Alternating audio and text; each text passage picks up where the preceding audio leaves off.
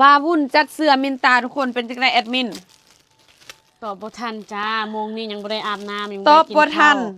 เพราะว่า ใส่ น ชุด ลิน นอนอยู่ นลินสั่งมา400โตละเสื้อมาฮอดปุ๊บแอดมินว่าอัน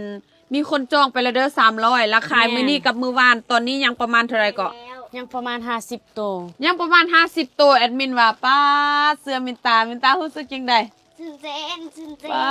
ตื่นเต้นนี่อันนี้เสื้อมินตาเด้อมี3ปีขึ้นไปจนฮอดน้ำหนัก85โลเนาะและที่สำคัญมีสีบัวและสีม่วงเวลาเฮานุ่งใส่นะงามทุกคนเดี๋ยวนลินจะนุ่งใส่เด้อ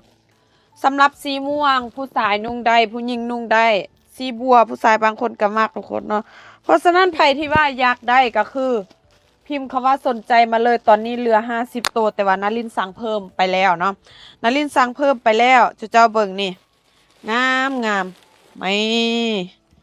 สวยมากเจ้าเบิ่งเวลาเฮานุ่งใส่แล้วมันคับผิวเฮาได้ดีที่สุดเลย แต่ว่าปัญหาคือตอนนี้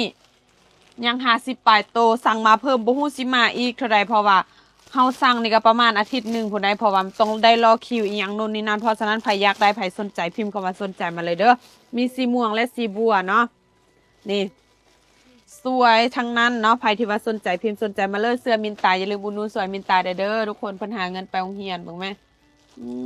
งามแท้ฮูบไผนี่ ลูกมินต้า ฮูบมินตัวตีนี่มินตาชื่นเจนทุกคนอู้ยสวยมากสนใจพิมพ์สนใจมาเลยเด้อ